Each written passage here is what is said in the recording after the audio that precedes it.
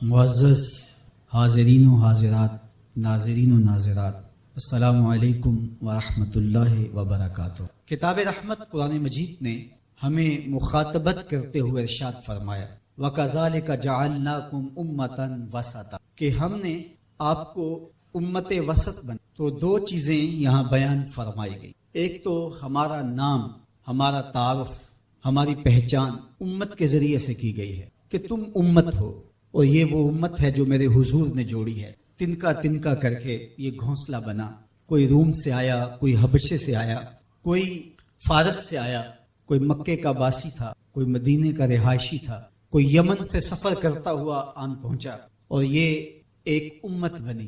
میرے حضور نے امت بنی تھی، فرقے ہم نے بنائے، امت کو ٹکڑوں میں ہم نے بانٹا ہے۔ استاد ابراہیم ذوق نے کہا تھا ہفتاد و دو فریق حسد کے عدد سے ہیں، اپنا یہ طریق کے باہر عدد سے ہے۔ حسد کے عدد نکالو تو 72 بنتے ہیں۔ تو کہا کہ یہ حسد کا نتیجہ ہے کہ امت فرقہ فرقہ ہو گئی اور ٹکڑوں میں بٹ گئی۔ مجھے بتاؤ جس نے امت جوڑی تھی اس کے قلب اطہر پہ کیا گزرتی؟ گھر میں دو بیٹے آپس میں بولتے نہ ہوں تو باپ کے حلق سے نیچے لقمہ نہیں اترتا۔ جس کی امت فرقوں میں بٹ گئی، طائف کے بازاروں میں، مکے کی گلیوں میں، اور کہاں کہاں میرے حضور نے اس امت کے لیے دکھ جھیلے، تکلیفیں سہی، تو یہ امت ٹکڑوں میں بٹ گئی۔ حضور سے ہمیں معافی مانگنا ہوگی، چھوڑ کے آپ کا دامن رحمت، آقا ہم سے بھول ہوئی، کھو دی اپنی قدر و قیمت، آقا ہم سے بھول ہوئی۔ دیکھ ہماری آنکھ مچولی، اپنے سینے اپنی گولی، بھول گئے ہم درس اخوت، آقا ہم سے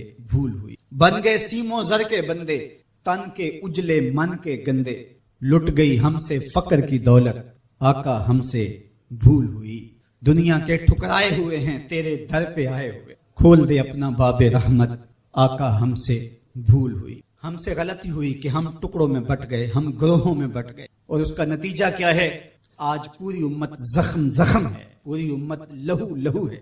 کہا تمہاری ہوا اکھڑ جائے گی اگر تم نے حبل اللہ کو چھوڑ دیا، اللہ کی رسی کو چھوڑ دیا، تم نے رسول کے دامن کو ترک کر دیا، تم گروہی تقسیمات پہ یقین رکھنے لگے، تم نے 1.5 اینٹ کی مسجد کھڑی کر لی، تم تقسیم در تقسیم کے عمل سے گزرتے رہے، تم امت سے فرقہ، فرقوں سے جماعتیں، جماعتوں سے لابیاں، اور لڑکتے لڑکتے تم ٹکڑے ٹکڑے ہو گئے، تم کرچی کرچی ہو گئے، تو پھر تمہاری ہوا اکھڑ جائے گی، دنیا میں تمہاری کوئی عزت نہیں رہے گی۔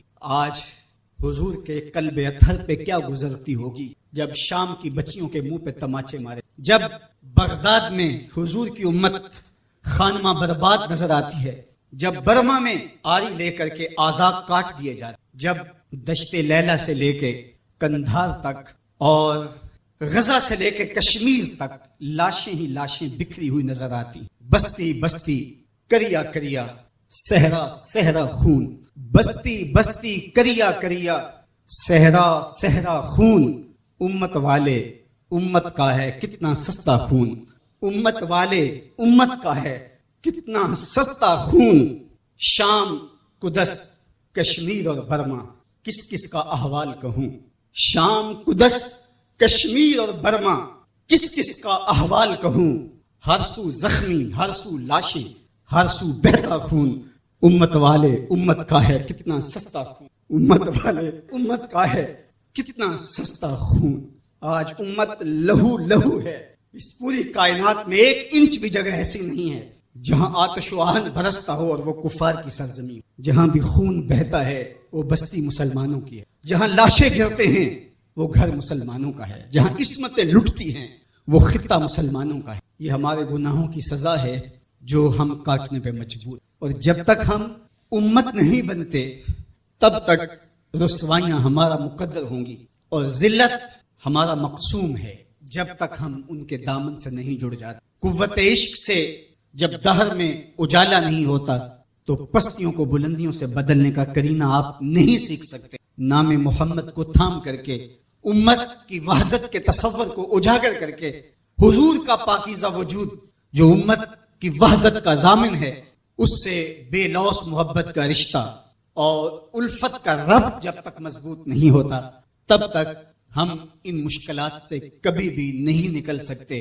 1000 فلسفے تراش لیں، 1000 منطقیں بگھار لیں، لیکن کوئی نتیجہ نہیں ہوگا تمہیں نتیجہ تب ہی ملے گا جب حضور کے قلب اطہر کو آرام پہنچاؤ گے، جب امت بن جاؤ گے، جب حضور علیہ السلام سے وابستگی اپنا شعار زندگی بنا لو گے، تو پھر دہر میں اجالا اور روشنی حضور علیہ السلام کے نام کے صدقے سے نصیب ہوگی، اور تقدیر کا قاضی تمہاری سزائیں معاف کر دے گا، اور پھر نتیجہ تمہارے سامنے اس صورت میں نمودار ہوگا کہ تم بحر و بر کے مالک ٹھہرو گے، اور کائنات کے اندر حضور کے ساتھ وفا کے رشتے کے نتیجے کے اندر لوح بھی تمہارے ہاتھ میں ہوگا، قلم بھی تمہارا ہی مقدر۔ لیکن شرط یہ ہے کہ تم صحیح معنی کے اندر امت بن جاؤ۔ وَأَنْتُمُ الْأَعْلَوْنَ إِن كُنتُم مُؤْمِنِينَ، یہ میرے رب کا وعدہ ہے، اور میرے رب کے وعدے سچے ہوتے ہیں۔ کہا تم ان کے بن کے تو دیکھو، عزت کا تاج میں تمہارے سر پہ رکھوں گا۔ یہ تمہاری غلطیوں کی تمہیں سزا دی جا رہی ہیں، عزتیں تمہارے لیے ہیں، وقار تمہارے لیے ہے، لیکن شرط یہ ہے کہ تم میرے بھی بن جاؤ، میرے رسول کے بھی بن جاؤ، تو پھر عزتیں تمہارا مقدر ہوں گی اور شانیں تمہیں عطا کی جائیں گی، تمہیں عزتوں کی مسندوں پہ بٹھایا جائے گا۔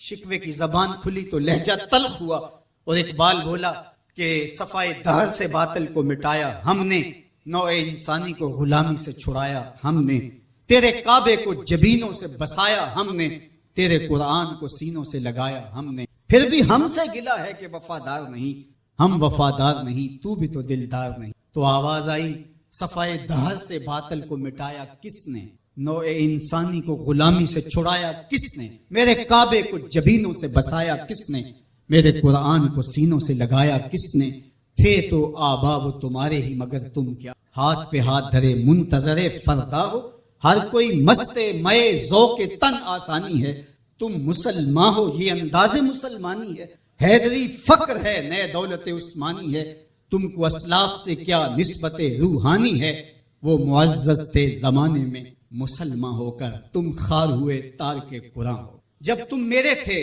تو خالد بن ولید کے پاس زہر کی شیشی لے کے پادری آتا ہے، تو حضرت خالد بن پکڑ کے خود اور وہ منتظر ہوتا ہے کہ تھوڑی دیر کے بعد یہ گریں گے اور موت واقع ہوگی، لیکن معمولی پسینے کے بعد حضرت خالد بن ولید کھڑے ہو کے کہتے ہیں میرے رب نے موت نہ لکھی ہو تو موت نہیں آ سکتی، آؤ رب کا ڈر سینے میں پال لو، زمانہ تم سے ڈرنا سیکھ لے، ان کے ہو جاؤ زمانہ تمہارا ہو جائے گا، ان سے وابستگی اختیار کرو پھر زمانہ تمہاری نوکری کرے گا۔ پھر میں اقبال کے لہجے میں کہنا چاہوں گا کہ محمد سے وفا تو نے تو ہم تیرے ہیں، یہ جہاں چیز ہے کیا لوح و قلم تیرے ہیں، پھر کائنات تمہاری باج گزار ہوگی، تمہاری دہلیز کی لونڈی ہوگی، زمانہ تمہارا نوکر ہوگا، شرط یہ ہے تم امت بن، تم نے امت بننا ہے، تم نے رسول اللہ غلام بننا ہے، تمہارا لب و لہجہ بتائے ہم حضور کی امت، تمہارا طرز زندگی بتائے تم حضور کی امت، تمہارا کردار بتائے، تم ترازو پہ کچھ تول رہے ہو تو لوگ دوسری طرف بھی منہ کر کے کھڑے ہو جائیں، یہ غلط نہیں تول سکتا، یہ امت رسول ہے، تم بول رہے ہو لوگوں کو یقین ہو کہ یہ جھوٹ نہیں بول سکتا، یہ رسول اللہ کا امت، تمہارا طرز زندگی بتائے میں امت رسول، تمہاری وحدت تمہارا زور ہے، تمہاری طاقت ہے، تمہاری توانائی ہے، تو فرمایا وَكَذَلِكَ جَعَلْنَاكُمْ أُمَّةً، ہم نے تو امت بنایا تھا، تم ٹکڑے ٹکڑے ہوئے، تم نے اپنے آپ کو بانٹ لیا، تم ایک دوسرے کا گریبان نوچنے لگے، تم ایک دوسرے کے جبے پھاڑنے لگے،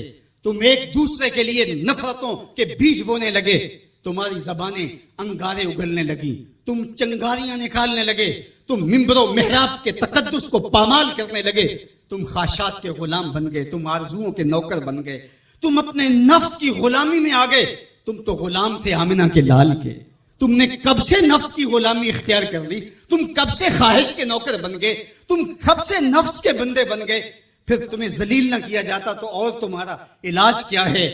تقدیر کے قاضی کا یہ فتویٰ ہے، ازل سے ہے جرم ضعیفی کی سزا مرگ مفاجات، یہ تقدیر کا فیصلہ ہے۔ عبد القادر روحیلے نے جب ملک تیمور کو قید کر کے اس کی آنکھیں نوکے خنجر سے نکالی اور اس کی حرم کی بیٹیوں اور بہوؤں کو بہنا ناچنے پہ مجبور، لیکن ایک دم نہ جانے اس کو کیا خیال آیا، اس نے سارا اسلحہ اتار کے پھینک دیا اور چارپائی پہ لیٹ کے خراٹے لینے لگا، لیکن وہ بیٹیاں برابر ناچتی رہی۔ تو عبد القادر روحیلہ کھڑا ہوا اور اس نے کہا کہ میں ایک سپاہی ہوں اور اس حالت کے اندر اسلحہ اتار کے خراٹے لینے لگا، یہ ایک سپاہی کی شان کے لائق نہیں ہوتا، یہ میرا تکلف تھا، یہ میری بناوٹ تھی، مجھے خیال آ گیا کہ میں نے بہت زیادتی کی ہے اور میں یوں لیٹا، میرا خیال تھا کہ تیمور کی کوئی بیٹی میرے ہی خنجر سے میرا گلا چیر دے، لیکن اس کے باوجود تم برابر ناچتی رہی۔ حمیت نام تھا جس کا، گئی تے گھر سے۔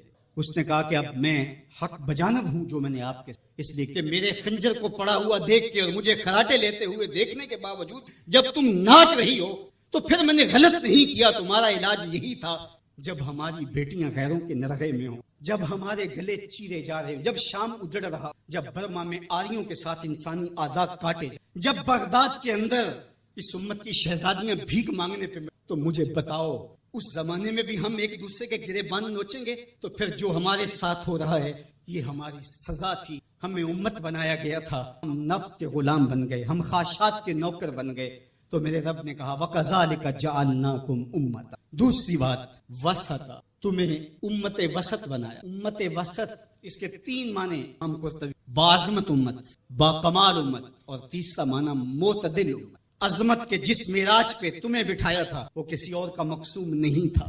جعلت لی الارض مسجدا، پوری کائنات کو تمہارے لیے مسجد بنا دی، تمہیں یہ عزت دی۔ حضور نے فرمایا میں آخری نبی ہوں، وانتم آخر الامم، اور تم آخری امت ہو، پس خدا بر ما شریعت ختم کر، بر رسول ما رسالت ختم کر۔ ہمیں آخری امت بنایا گیا۔ کنتم خیر امت اخرجت تامرون بالمعروف وتنہون، یہ مجھے کہا گیا، یہ آپ کو کہا تم خیر امت۔ ذرا گریبان میں جھانک کر کے دیکھیں، مجھے کہا گیا میں خیر ہوں، آپ کو کہا گیا خیر ہوں، یار یہ نسبت میرے حضور کی ہے۔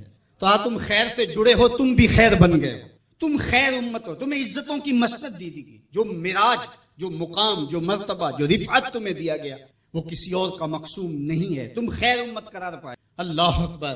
تو کہا اس سے مراد باعظمت امت۔ دوسرا معنی باکمال امت، جو عزت، جو شرف، جو مرتبہ، جو مقام تمہیں دیا گیا، جو کمال، عروج اور بانکپن تمہارا مقام، وہ کسی اور امت کا۔ حضور نے ارشاد فرمایا ایک بندہ صبح سے لے کر کے ظہر تک مزدوری کرتا ہے، اس کو ایک قیراط دیا جاتا ہے۔ ایک ظہر سے لے کر عصر تک، اس کا وقت تھوڑا ہے لیکن مزدوری اس کو بھی ایک قیراط دی۔ اور تیسرا شخص عصر سے لے کر مغرب تک مزدوری کرے، دونوں سے کم تھوڑا وقت لے، لیکن اس کو 2 قیراط دیے۔ فرمایا پہلی مثال یہود کی ہے، دوسری مثال نصارہ کی، تیسری مثال میں تھوڑے عمل پر زیادہ اجر۔ من جاء بالحسنۃ فلہ امثالها، ایک نیکی کرو گے 10 کا ثواب۔ یہ اس امت کو اعزاز دیا گیا، یہ امت کو تکریم دی گئی۔ ایک بچہ حفظ قرآن کرتا ہے اور اپنے خاندان کے لوگوں کی شفاعت کرتا ہے، بڑھاپے میں اترتا ہے ایک شخص، عمر کی کثرت کی وجہ سے وہ خاندان کی شفاعت کا اہل ہو جاتا ہے۔ کیا کیا شرف نہیں دیے گئے، کیا کیا مقام نہیں۔ اس امت کو عزتوں کی مسند پہ بٹھا دیا گیا۔ قیامت کے دن آزائے وضو سے چمکتی ہوئی یہ امت سامنے،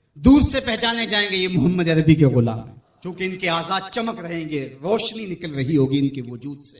تیسرا معنی امت وسط کا، معتدل امت، اعتدال کی راہوں پہ چلنے والا، نہ یہود کی طرح اور نہ نصارہ کی طرح افراط و تفریط کا شکار نہیں ہوں گے، بلکہ یہ اعتدال کی راہوں پہ گامزن ہوں۔ عقائد میں، اعمال میں، رویوں میں، طرز زندگی میں، انداز معاشرت میں، گفتگو میں، کلام میں، ہر لحاظ سے یہ اعتدال کی راہوں کے مسافر۔ جب یہ امت اعتدال کی راہوں سے نکلی اور ان میں غلوف پیدا ہوا یا ان کے اندر تفریط پیدا ہوئی تو نتیجہ یہ ہوا امت اپنے وقار کو، یہود نے شان الوہیت اور شان رسالت کے اندر تنقیص کر دی اور انبیاء علیہ السلام کی دشمنی، اور کتنے نبیوں کو ناحق بنی اسرائیل نے 70 نبی شہید۔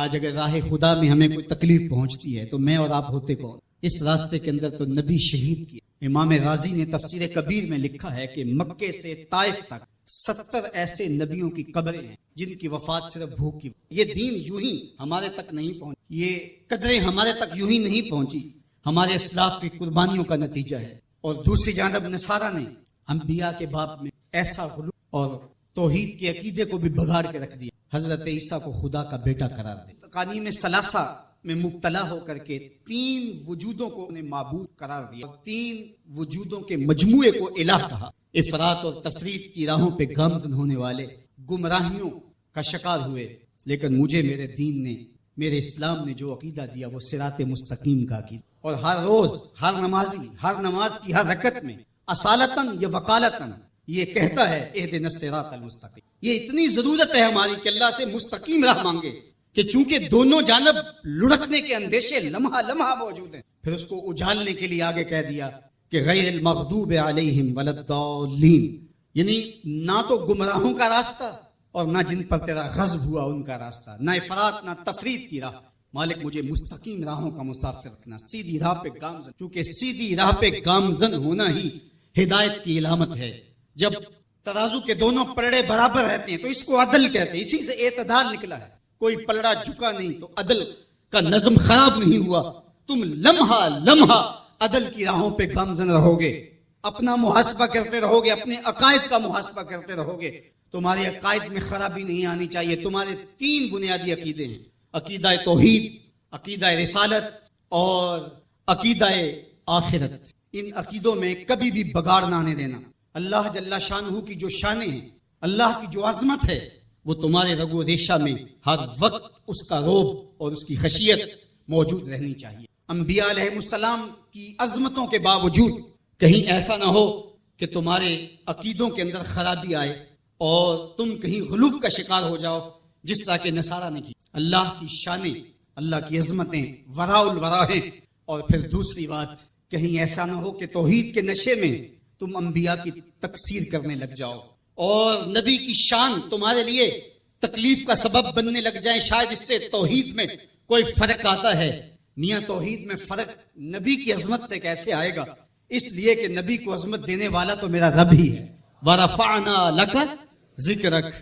اور پھر تیسری بات، عقیدہ آخرت۔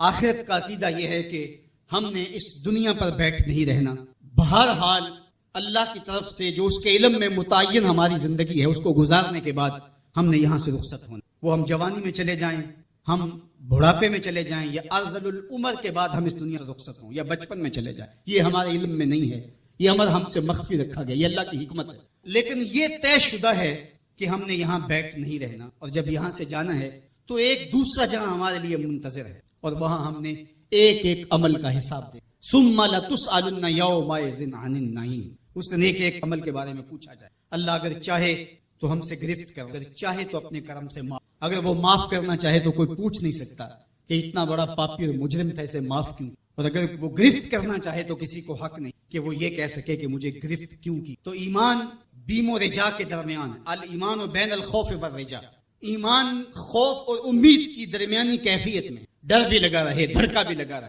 اور امید کے چراغ بھی بجھنے نہ پائے۔ فضل دی آس ہے مینوں تے نالے ڈر بھی، فضل کی امید بھی رہے لیکن خوف بھی طاری رہے، پکڑا بھی جا سکتا ہوں، گرفت بھی ہو سکتی ہے، اس کی پکڑ بھی بڑی سخت ہے۔ ان بطش ربک لشدید، تیرے رب کی پکڑ بہت سخت ہے، جب وہ پکڑتا ہے تو پھر کوئی اس سے اپنے آپ کو چھڑوا نہیں سکتا۔ اللہ اکبر۔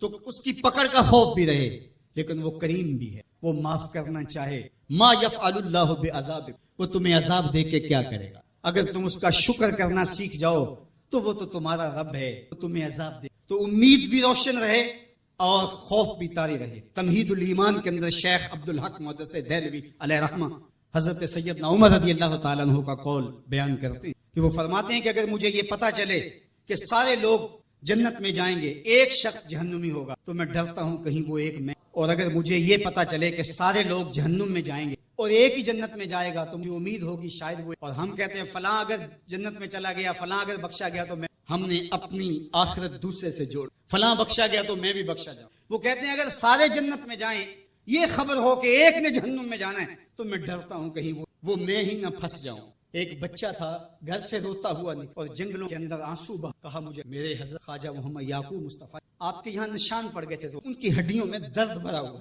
یہاں رو رو کے نشان، یہاں ایک بزرگ ہو ایسے سر جو انداز نے میرے اندر درد بھرا، انہوں نے ایسے سر اٹھا، اس سے ڈر، کرم دی آس ہے، فضل دی آس ہے، یہ امید کہ میری بخشش و مغفرت، اور یہ تو وہ بچہ رو رہا، تو اس وقت بڑے کی عزت اس لیے کرو کہ اس کی نیکیاں زیادہ، چھوٹے کی اور شفقت اس لیے۔ اللہ، ہم لوگوں کے نہ دیکھتے ہیں صوفیاء کا ایک جملہ ذہن کی تختی، جب عیب دیکھنے کا شوق آئے وہ کہتے ہیں، اور جب خوبیاں دیکھنے کا شوق آئے تو دوسروں کو دیکھو، دوسروں کو، کسی کے اندر کوئی خوبی، کسی کے اندر، تو کہا کہ اللہ سے ڈرا، کہا آج میں نے عجیب ماجرا دیکھا جس نے مجھے گھر سے نکالا، کہا کیا؟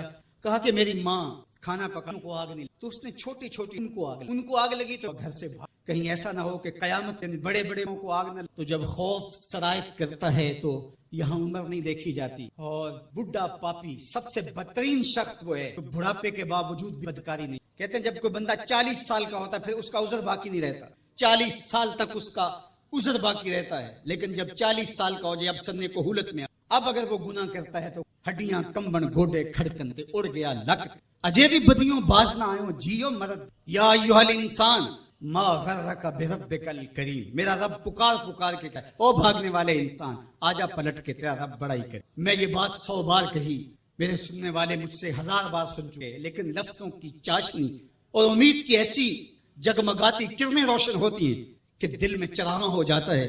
اور جب میں یہ بول رہا ہوتا ہوں تو میرے اندر پھل جڑیاں پھوٹ رہی ہوتی ہیں اور اللہ کے تشکر کے اندر درد کی کیفیت بھی پیدا ہو رہی ہوتی ہے کہ وہ رحمت بھرے لہجے میں پکار کے کہہ رہے سرکش کو, متمرد کو, باغی کو جو اس کی دہلیز چھوڑ کے بھاگ گیا, او بھاگنے والے آجا پلٹ کے تیرا رب بڑا ہی کریم ہے. کوئی ایسے بھی آواز دیتا ہے, کوئی ایسے بھی مجرم کو پکارتا ہے. یہاں رک کے میں ایک اور جملہ بھی کہنا چاہتا ہوں. اعتدال میں حقوق اللہ اور عباد کی تقسیم کی اور اس کا اپنا معنی متعین کیا, وہ ایک مشہور تو ہے لیکن حقیقتاً وہ معنی متعین نہیں ہے. اللہ کے حق فائق ہے مخلوق کے حق سے. عمومی طور پہ کہا جاتا ہے یار حقوق اللہ کی خیر ہے بس حقوق العباد کا, یہ عمومی بات کہی جاتی ہے. تو یہ بات اچھی طرح ذہن نشین کر رہے ہیں, یہ بھی آپ کے اعمال میں اور آپ کی افکار میں اور آپ کے نظریات میں غلو پیدا ہو گیا کہ آپ نے اللہ کے حق کو کمتر سمجھ لیا اور مخلوق کے حق کو غالب سمجھ لیا. ایسا نہیں ہے, اللہ کے حق سب سے زیادہ ہیں. اللہ تعالیٰ قرآن مجید میں ایک موقع پہ ارشاد فرمایا وما قدر اللہ حق کا قدر, انہوں نے اللہ کی قدر کا حق کی ادا نہیں کیا. وہ تمہارا خالق لگتا ہے, خالق کے بڑھ کے حق کس کے زیادہ. تو جو مختلف روایات کے اندر حقوق العباد کی طرف توجہ دلائے گی تو اس کا مطلب یہ ہے, مفہوم یہ ہے کہ اللہ تو کو معاف کر, بندہ تو معاف. بالخصوص قیامت کے دن جب پھنس گیا اور اس کی اپنی بدعمالیاں بھی اس کے پاس ہوئی اور کسی نے اس کا حق غصب کیا ہوا تو پھر کیا ہوگا؟ اب وہ تو خود پھنسا ہوا ہے تو وہ کبھی نہیں چھوڑے گا. اب اللہ تعالیٰ کس طرح اس معاملے کا حل فرمائے گا کہ یہ شخص جس نے حق کھایا ہے, جس نے زیادتی, تو اس دوسرے شخص کو اپنی نیکیاں لینے کے باوجود بھی اگر وہ پاپی اتنا بڑا ہے کہ ابھی میں قرض بھی باقی, پھر یہ اس کو اپنے قیامت کے جہنم کی دہکتی ہوئی آگ سامنے ہوگی. اور ایک بندہ پھنسا ہے اور یہ بھی پھنسا ہوا ہے تو اس کی جان اس کو اپنے گناہ دے کے اس کی نیکیاں لے کے چھوٹ رہی ہے, تو وہ کیسے معاف کرے گا؟ وہ نہیں معاف کرے. اس لیے اس معنی کے اندر کہا کہ حقوق العباد میں کوتاہی نہ کرنا, اس لیے کہ اس کی معافی نہیں کرے گا. وہ اس کے پاس ایک چیز ہاتھ لگ جائے گی وہ تو غنیمت سمجھے گا. تو اس کا یہ مطلب بھی کہیں نہیں ہے کہ بندے کے حق کہیں غالب اور زیادہ ہیں, اللہ کے حق کم ہیں. جو حق بندے کا اللہ پر ہے, اللہ نے تو پیدا کیا, الذی خلقک فسوک فعدل, کہا تیرے حق میرے اوپر زیادہ ہے اس لیے کہ میں تیرا خالق. میں آپ سے پوچھتا ہوں اس دنیا پر, اس عالم رنگ و بو میں, اس مادی کائنات میں سب سے زیادہ آپ کے کنوں پر کس کے حق؟ تو آپ سب کہیں گے ماں کے حق. حضور سے بھی پوچھا گیا من ابرو, حضور میں سب سے زیادہ کس کے ساتھ حسن سلوک, حضور سے سوال کیا تو میرے آقا کریم نے فرمایا امہ کا, اپنی ماں کے ساتھ. تو اس نے پھر دوبارہ سوال کیا, پھر حضور نے فرمایا ماں کے ساتھ. پھر کہا حضور میں سب سے زیادہ نیکی کس سے کروں؟ میرے حسن سلوک حقدار کو. تو آقا کریم, تو پھر اس نے چوتھی مرتبہ 3 مرتبہ حضور نے ماں کا. علماء نے یہاں لکھا کہ والد اولاد کی تربیت کرنے کے لیے مشقت سہتا ہے, کمائی کرتا ہے, یہ ایک مرحلہ ہے. ماں 9 ماہ تک اپنے پیٹ میں رہے, ایک مرحلہ ہے. پھر ولادت کا دوسرا مرحلہ, زچہ بچہ دونوں کے لیے موت و حیات کی, اور تیسرا مرحلہ اس کی تربیت کا جس طرح باپ شاہ. تو ماں کے 3 حق بیان کیے اور باپ کا ایک. مجھے بتاؤ وہ ماں اور وہ باپ اولاد کو اپنی آنکھوں کا تارا نظر کہتی, کیا اس کے حق ساری زندگی بھی کوئی لگا رہے تو ادا کر سکتا ہے؟ کسی نے کہا کہ میں نے ماں کو اپنے کندھے اٹھا کے حج کر, اور موسم میں حدت اور گرمی اتنی تھی کہ گوشت کا ٹکڑا زمین پہ پتھر پہ ڈال دیا جاتا تو وہ بھن کے کباب بن جاتا. کیا میں نے کہا تیری ولادت کے وقت جو اس نے تکلیف سہی, اس تکلیف کے ایک جھٹکے کا حق بھی یہ تیری ماں ہے, کیا تو اتنی بے وفا ہو گئی ہے کہ اس ماں کی مرضی اب تیری مرضی نہیں رہی؟ وہ باپ جس کی ہڈیاں بھی درد کر رہی ہیں اور وہ مزدوروں والے اڈے پہ بیٹھا ہے, اور جب کوئی مزدور لینے آتا ہے تو اس سے صحیح طرح سے اٹھا بھی نہیں جاتا, پھر بھی کلی والا ڈبہ اٹھا کے آگے بڑھتا, اور مزدور لینے والے شخص کے ساتھ لپٹ کے چمٹ کے کہتا ہے کہ بابو مجھے لے جاؤ 10 روپے, میں نے اپنی بیٹی کی کالج کی فیس دینی ہے. وہ باپ جس کی ہڈیاں دکھ رہی ہیں اور جا کے دیوار پر کلی کر رہا ہے, اس کی کمائی سے کالج میں پڑھنے والی بیٹی کو ایک خاتون ایک سجے ہوئے دفتر میں بٹھاتی ہے اور کہتے تو پدر شاہی نظام کے خلاف بغاوت کر, تیرا جسم تو تیری مرضی ہونی چاہیے, باپ ہوتا کون ہے؟ وہ بیٹی اس کے منہ پہ تھپڑ مارے, وہ کلی کر کے میرا پیٹ پالتا رہا اور میری فیسیں ادا کرتا رہا, میں تو اپنے بدن اور اپنی زندگی کی ایک ایک سانس بھی اپنے باپ کے نام کر دوں, حق پھر بھی ادا نہیں ہوتا. میرا باپ میری تعلیم کا ضامن ہے, میری زندگی کا ضامن ہے, میری عزت اور آبرو کا پہرے دار. اللہ اکبر، معاشرہ بدل گیا، حالات کے تیور تبدیل ہو گئے، بغاوتیں بھر گئیں، وفاؤں نے دم توڑ دیا، مغرب کی تہذیب سوائے تکلف کے اور کچھ نہیں ہے، اور چہرہ جو روشن نہ ہو تو کیا حاجت گلگونہ فروش، نئی تہذیب تکلف کے سوا کچھ بھی نہیں ہے۔ یہ مغربی تہذیب کی یلغار نے مرد آوارہ، بیکارو، زن، کمار باش کیا معاشرہ تخلیق کیا جا رہا ہے۔ میرے حضور کے غلاموں، آؤ ہم نے دین حضور سے لینا ہے، اور یہ سارے چونچلے اور یہ ساری مغربی وظیفہ خور تنظیمیں یہ دم توڑ کے رہ جائیں گی۔ اس کائنات کے اندر اور اس وطن کے اندر جھنڈا لہرائے گا تو محمد عربی کے نظام کا۔ ہم حضور کے دین کو کھڑا کرنے کے لیے اور حضور کے نظم کو غالب کرنے کے لیے اپنی زندگی کے ایک ایک سانس کو حضور کے نام وقف کریں گے۔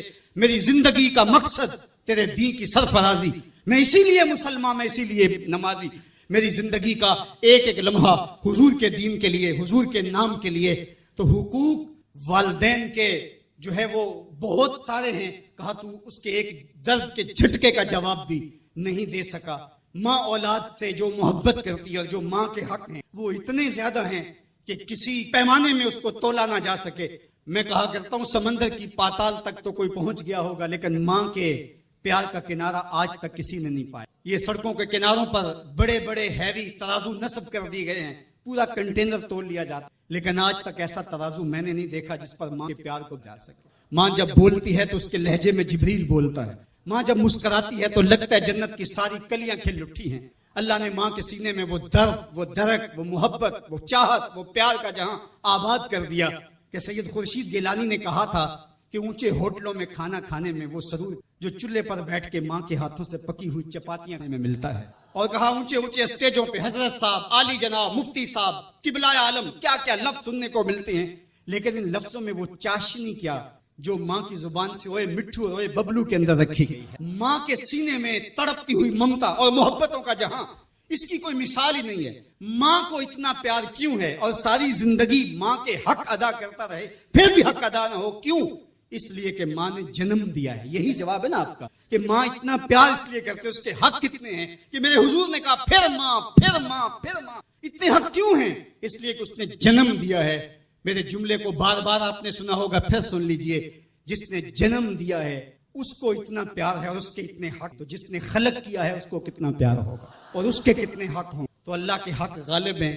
تو یہ جو حقوق العباد کی تلقین کی جاتی ہے تو اس کا مفہوم یہ ہے کہ اس کی معافی نہیں ہوگی۔ انسان ہے، نہیں معاف کرے گا، وہ کریم ہے، معاف کر دے گا۔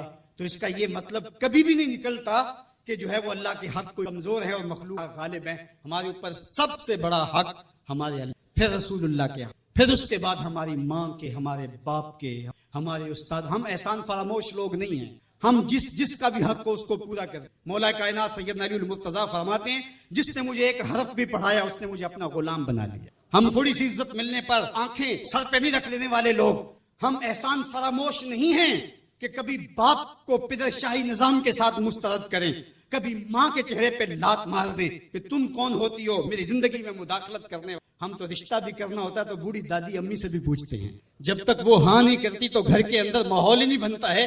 ہمارا دین، ہمارا کلچر، ہماری تہذیب، ہمارا تمدن ہمیں یہ سکھاتا ہے لیس منا من لم یرحم صغیرنا ولم یوقر کبیرنا، جو چھوٹوں کے ساتھ شفقت سے پیش نہیں آتا اور بڑوں کے ساتھ جو ہے وہ توقیر سے پیش نہیں آتا۔ میرے حضور نے فرمایا میرے ساتھ اس کا کوئی تعلق، کوئی ربط، کوئی رشتہ نہیں ہے۔ تو ہمارا دین تو ہمیں یہی سکھاتا ہے۔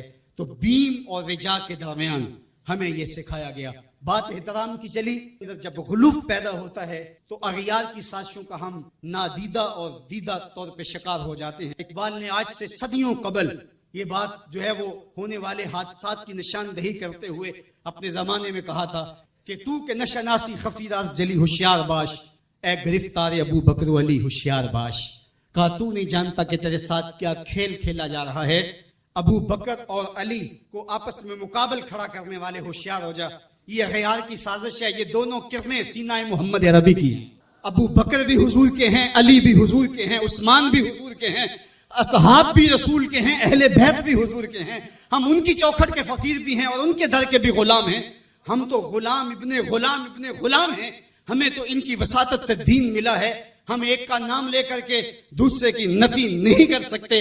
اللہ کے محبوب علیہ الصلوۃ والسلام نے حضرت سیدنا علی المرتضیٰ کو دیکھا اور فرمایا، مسند امام احمد بن حنبل نے اس کو روایت کیا، نہج البلاغہ میں موجود ہے، سیدنا علی المرتضیٰ فرماتے حضور نے میرے بارے فرمایا، یہلک فی رجلان محب مفرط و مبغض، علی تیرے معاملے میں آ کے دو لوگ، تیرا معاملہ حضرت عیسیٰ والا، ایک نے حضرت عیسیٰ سے بغض رکھا اور ان کی ماں پہ تہمت، اور ایک نے حضرت عیسیٰ سے اتنی محبت کی انہیں ابن اللہ کہہ دیا، دونوں گمراہ ہو گئے۔ فرمایا تیرا معاملہ بھی حضرت عیسیٰ کا ہے، یہلک فی رجلان، حضرت علی خود فرماتے ہیں میرے محب مفرط و مبغض، ایک محبت کر کے برباد ہو، بغض رکھ، امتن وسطہ، درمیانی امت ہو تم نے ترازو کے دونوں پلڑے پورے کر کے عدل کے تقاضوں کو پورا کرنا، ایسا نہ ہو کہ علی کی محبت آنکھوں پہ پنٹی باندھ دے، تمہیں ابو بکر بھی نظر نہ آئے، تمہیں غارے ثور کی بلندیوں پر اپنے کندھوں پہ حضور کو اٹھا کے لے جانے والا صدیق بھی دکھائی نہ دے، اور تمہیں جو ہے وہ دشمن کے آگے سینہ تان کے کھڑے ہونے والا فاروق بھی دکھائی نہ دے، اپنا سارا مال حضور کی راہوں میں خرچ کر دینے والا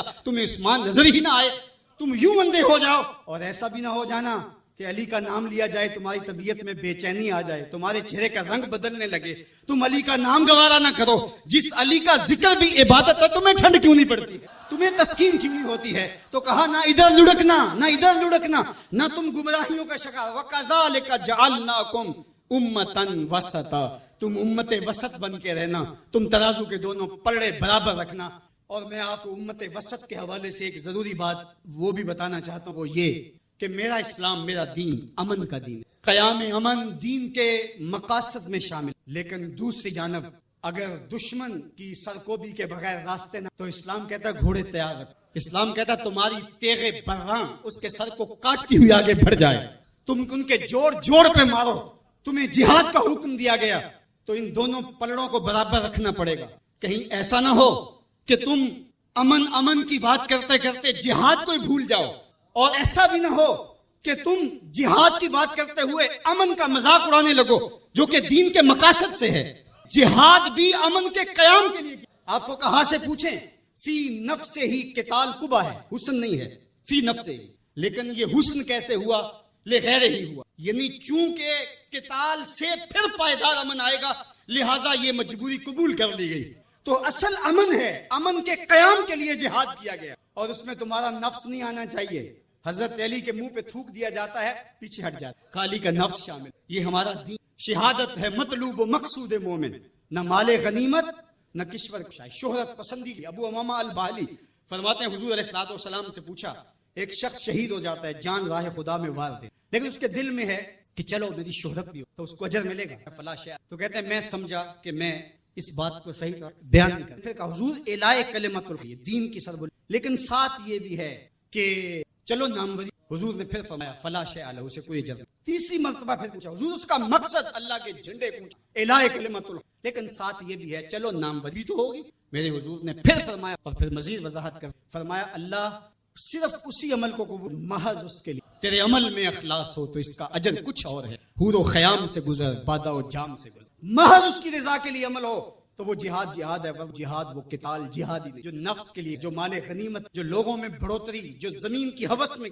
جو خواہشات نفس کے لیے کیا، تو ہمیں جہاد کے لیے بھی شرائط دی، لیکن اس کا مقصد امن کا قیام ہے۔ تو بعض اوقات ہم یہاں توازن برقرار نہیں رکھتے، اور توازن کا برقرار نہ رکھنا بہت سخت نقصان کا سبب جاتا ہے۔ یہ بلڈ پریشر تھوڑا سا اوپر، اب کہیں تھوڑا سا ہی نیچے ہوا، کیا فرق پڑا اس سے؟ میاں اس توازن کا نام ہی تو صحت ہے، صحت کا نام ہی تو زندگی ہے۔ 1262 سے لے کر کے 1290 تک خاقان اعظم قبلائی رہا، اس کے اندر دلچسپی پیدا ہوئی، مختلف مذاہب، اس نے مختلف مذاہب کو اپنے پاس کیا۔ غلام مرتضیٰ میکش نے یہ تاریخ، اور اس نے بدھ مت کے لاما، ہندوؤں، پادری، تو جو عالم دین گیا مسلمانوں کی طرف سے، اس نے جہاد کیا، اور جس میں کفار کو قتل کرنے کا حکم نہ، تو قبلائی خان نے کہا کہ تمہارا دین کافروں کو قتل کرنے کی تلقین، تو کہا کہ ہمارے پاس طاقت، تو اگر طاقت ہو تو کہا پھر ہم، تو اس نے وہیں کھڑے کھڑے حکم کہ ان کا دین اگر ہمیں قتل، طاقت نہ ہونے کی وجہ سے یہ رکے، پھر یہ کیوں چاہیے؟ اس نے فوراً حکم، جو مسلمان سامنے اس کو مسلمان گاجر یہ کلمہ حق کہہ کے آئے۔ اس دور کے صوفی بزرگ اور عالم شیخ جلال الدین، یہ ایک عالم کی لغزش سے سب کچھ ہوا ہے، عالم کا پھسلنا عالم کا پھسلنا ہے۔ تو گئے جا کے بادشاہ کی تعبیر، حالت جنگ، عام دنوں کے اندر تو اسلام یہ نہیں کہتا، اور حالت جنگ کے اندر آپ بتا کون کسی کو، لیکن میرا اسلام پھر بھی بچوں کو، پھر بھی خواتین کو چھوڑتا ہے. مذہبی رہنما اس نے کھڑے کھڑے حکم نامہ جاری کہ جو کٹ گئے ابھی تلوار نیام میں ڈال. تو صاحب جب تک عدل نہیں ہوگا، جب تک آپ یک سے علم را دامن عقل باید، ایک سے علم کے لیے 10 من عقل چاہیے. اگر آپ ترازو کے دونوں پلڑے برابر نہیں رکھ سکتے تو تمہیں تولنے کے لیے بٹھایا کس نے؟ میرا رب کہتا ہے وَكَذَلِكَ جَعَلْنَاكُمْ أُمَّةً وَسَطًا، ہم نے تمہیں امت وسط بنایا. ترازو کے دونوں پلڑوں کو جھکنے. اللہ کے محبوب علیہ السلام نے دونوں پلڑے رکھے. المومن غر کریم، مومن سادہ مزاج ہو، بھولا بھالا، سیدھا سادہ. اللہ اب مومن کا سیدھا سادہ ہو، کہیں ایسا ہی نہ ہو کہ لوگ اس کو داؤ لگاتے تو ایسا ہی ہو. اس کی طبع ہے کہ وہ اعتبار کر لیتا ہے. لیکن دوسرے مقام پہ کہا بیلنس بھی نے ارشاد فرمایا لا یلدغ المؤمن من جوہر واحد مرتين، مومن ایک ہی بل سے 2 مرتبہ ڈنگ نہیں کھاتا. اگرچہ وہ چالاک نہیں ہے لیکن زیرک ضرور ہے، اگرچہ وہ مکار نہیں ہے لیکن بصیرت کا نور اللہ نے اس کے سینے میں رکھا ہے. کہا اس کی فراست قلبی سے ڈرو، وہ اللہ کے دیے ہوئے نور سے دیکھتا ہے. اس کو اللہ نے چراغاں دی ہے، اللہ نے اس کو روشنی عطا کی. عمومی طور پہ کہا جاتا ہے یہ دنیا والے ہیں، یہ دین. اور یہ 2 تقسیمات ہمارا دین ہمیں نہیں سکھاتا. دونوں پڑے برابر، دنیا بھی اور دین. اصل دنیا کیا ہے؟ مولا رومی بولے چیز دنیا از خدا غافل. دنیا ہے کیا؟ خدا سے غافل ہو. وہ آپ چاہے ممبر پہ بیٹھ کے غافل ہیں یا دکان پہ، وہ آپ دنیا داری کر. یہاں مقصد لوگوں کے دل، اپنے لوگوں کی جیبیں ڈھیلی کرنا، لوگوں میں اپنے آپ کو محبوب اور اپنے آپ کو جو ہے وہ لوگ مقصود بنے، بت کو تراشتے رہنا کہ لوگ پوجا پاٹ کرتے رہیں. یہ ممبر پہ دکانداری ہو رہی ہے. اور دوسرا دکان پہ بیٹھا ہے لیکن سچ کا دامن نہیں چھوڑ. میرے حضور نے فرمایا سچا تاجر قیامت کے دن پیغمبروں کے ساتھ اٹھایا جائے. تو دنیا اور دین یہ دونوں ساتھ ساتھ چلتے. تو دین اور دنیا 2 الگ الگ خانے نہیں ہیں. اسلام ترک دنیا سے روکتا ہے لیکن گھر کے دنیا سے بھی بچنے کی تلقین. رہبانیت کا درس بھی نہیں دیتا. لا رہبانیت فی الاسلام، اسلام میں رہبانیت نام کی کوئی چیز نہیں ہے کہ تم گھر بار چھوڑ دو، تم بستی چھوڑ دو، تم کوہ غار کی زندگی اختیار کرو. اسلام کا ابھی بات ہو رہی تھی، حضور نے مواخات قائم 2 مرتبہ. ایک دفعہ حضور نے مکے میں قائم کیے تھوڑے سے ہبا کے در. اور مواخات مدینہ یہ کائنات کا ایک انوکھا باب ہے اور یہ ایک الگ مضمون کہ 2 افراد کو، ایک انصار یا مہاجر کے درمیان مواخات قائم. تو حضرت ابو درداء اور حضرت سلمان فارسی کے، تو جن کے ساتھ بھائی چارہ تھا وہ پھر حال پوچھنے جاتے کہ میرے بھائی کو. تو حضرت سلمان فارسی گئے حضرت ابو درداء کے گھر. تو دیکھا کہ حضرت ابو درداء کی بیوی وہ عام سے کپ. تو انہوں نے کہا کہ میری بہن یہ کیا ماجرا، میلے کچیلے واجبی سے کپڑیاں کے ساتھ کوئی عورت آراستہ ہو. فرمایا کہ خوبیاں بیان کہ بہتری ہے جب اس کا شوہر دیکھے اس کو تو اس کا لباس اور طرز زندگی ایسا ہو کہ مرد کے خوشی اور سرشار، تاکہ اس کی نظر یکسو رہے اور اس کے خیالات پر آوارگی. تمہارے بھائی کو مجھے اس کی کوئی خیر. حضرت آئے سلمان فارسی نے کہا آپ بھی کھانا روزے سے روزہ مہمان افطار کر رات پڑ. تو حضرت ابو درداء مصلی بشالی حضرت سلمان کہ جناب اللہ یار وہ صوفی آج تو فتویٰ مطلب اس نے مجھے نماز سے روکا ہے، یہ دارا اسلام. تو آپ نے کہا یہ بھی ایک ڈش ہے نا. سحری ہوئی تو سلمان لے کو چالے اور رات تم قیام کو کہا کہ نفس کا بھی تمہارے، اہل خانہ تمہارے، رب کا بھی تمہارے، مہمان کا بھی تمہارے اوپر، اور ہر ذی حق کا حق تمہیں ادا کرنا ہو. بات خوشا وہ وقت کے فیضاں، خوشا وہ وقت کے مقام. کیسے وہ آج تو کوئی مسئلہ ہو، زخم ہو تو دکھائیں کس کو، کہانی ہو تو کہیں کس سے، دکھڑے ہو کس کی دہلیز پہ رکھے، کس کے کندھے پہ سر رکھ. تو اٹھے اور حضور کے پاس آئے اور حضرت سلمان میرے حضور ارشاد صدا کا سلمان کہا میرے سلمان نے سچ کہا ہے. تو ہمارا دین ہمیں یہ کہتا ہے کہ تمہاری زندگیاں خوبصورت ہو، رب کا حق بھی ادا. اور حضور نے ایک شخص کو دیکھا، وہ سخت کیا ماجرا ہے، تم بہت کمزور ہو. اس نے کہا کہ بہت ساری مصیبتیں، تو نے اللہ سے کوئی دعا تو نہیں؟ اللہ کو نگاہ کے مرشد تو سینوں کے چھپے راز بھی جانتے.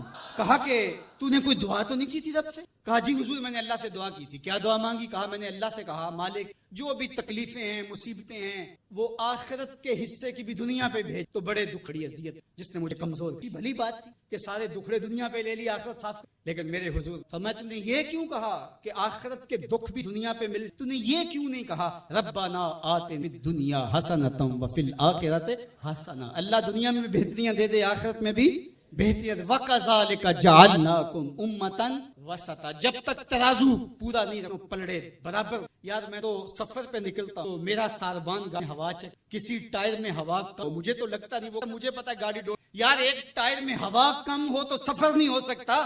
تو کہیں ٹائر پھولا ہو اور کہیں چپکا ہوا ہو تو تم سمجھتے ہو مدینے پہنچ جائیں گے، مدینے نہیں پہنچ سکتے. تم تو کہیں نہیں پہنچ سکتے. وَكَذَلِكَ جَعَلْنَاكُمْ أُمَّةً وَسَطًا.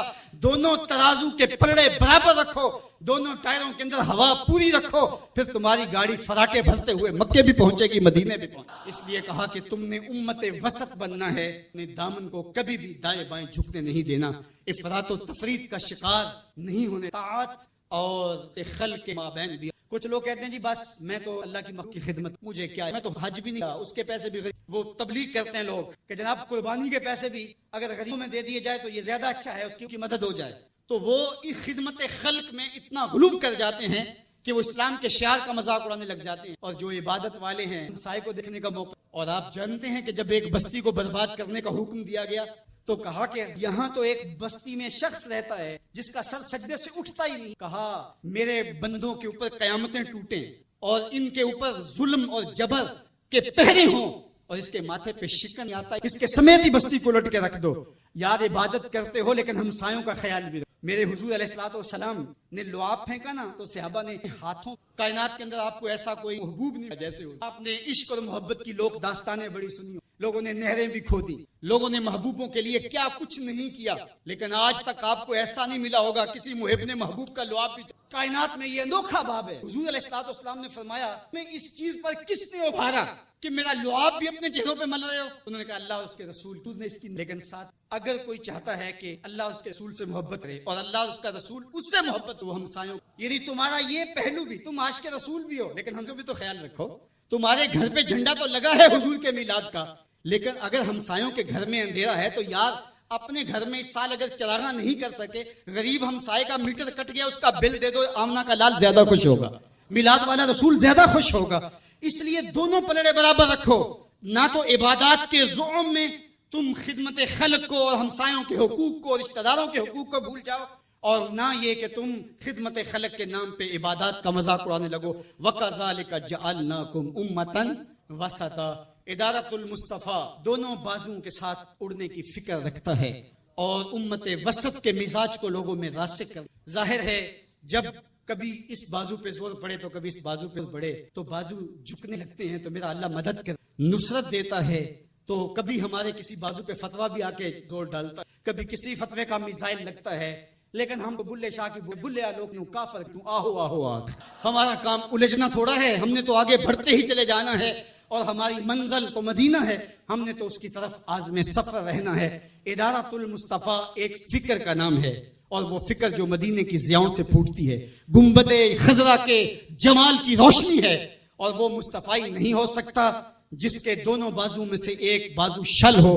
حضور کی امت سے جس کو پیار نہیں ہے, حضور کی امت سے جس کو محبت نہیں ہے, حضور کی محبتوں کا کبھی بھی مستحق نہیں ہو سکتا.